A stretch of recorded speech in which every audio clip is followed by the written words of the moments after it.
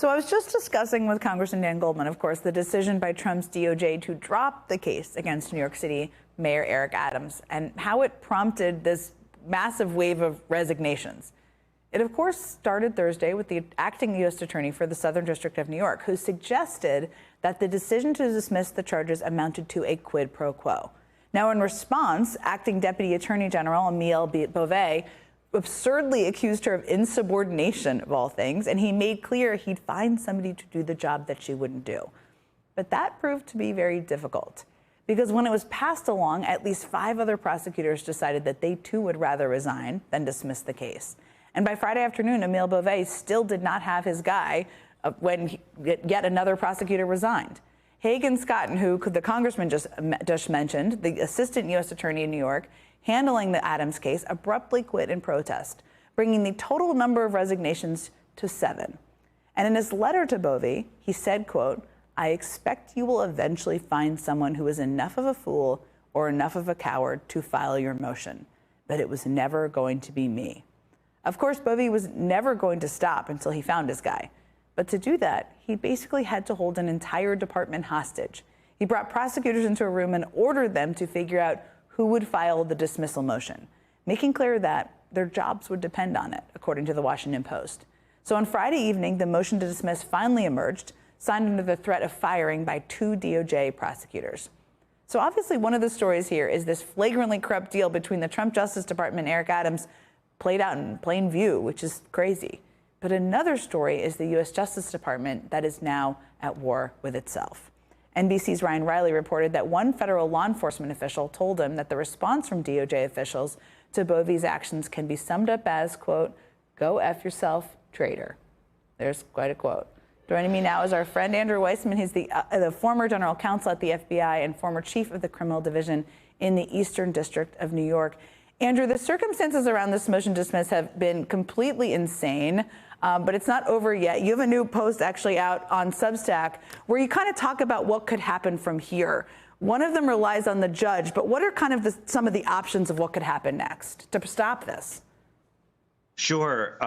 So I think the one thing that I'm keeping my eye out for is what DA Bragg, the Manhattan District Attorney, does, because if this case is dismissed federally, this could be the second time that we see DA Bragg bringing a case where the feds have essentially faltered because they did so in connection, obviously, with the Trump case, and they did so successfully. The second thing is, the Department of Justice filed this motion to dismiss the charges, but a judge has to approve it. And that is where I think there will be fireworks. As a matter of fact, I'm pretty confident there will be, and for a number of reasons. One, as you said, you are seeing the extortion scheme or the quid pro quo out loud, and a judge does not have to go along with that. 2, the judge, I think, very much will be concerned about Emile Beauvais' sort of what I would say is evolving and conflicting stories about why he's doing what he's doing. And he could ask him to come in and testify under oath. 3, Beauvais has threatened to have investigations of the people who have resigned.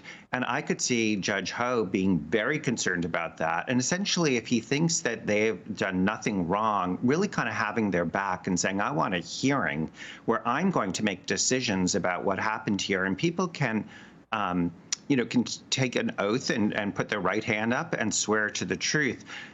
Final point on that, remember that at the meeting that Danielle Sassoon says she had with Eric Adams and Beauvais in Washington, she drops this footnote that says, guess what? When my people were taking notes, Emile Beauvais ended the meeting by saying, don't take notes, and I want them back. Who does that?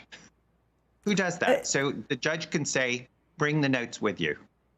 There's so many things to watch on this crazy case. I mean, one of the things that's also been striking to me, and I know to you because I've heard you talk about it, is that he still left the possibility open that these charges could still be filed again in the future. And it's important to remind people, because it feels like 3 weeks has been a year, that Trump had pardoned a lot of people. He could have pardoned Eric Adams, right? But he chose not to. How have you thought about that?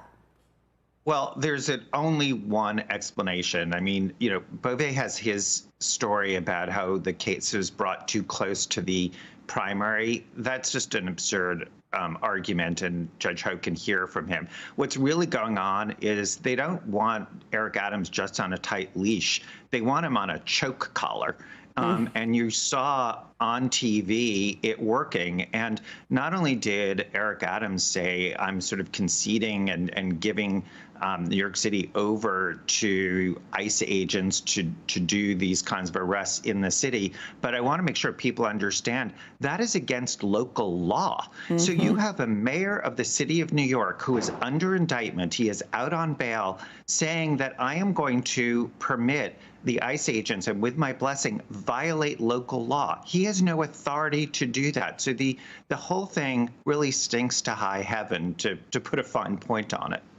No question about it. A choke collar, or however you described it, is quite something to remember. Andrew Weissmann, thank you so much. Always love talking to you. I know you've been explaining this all week.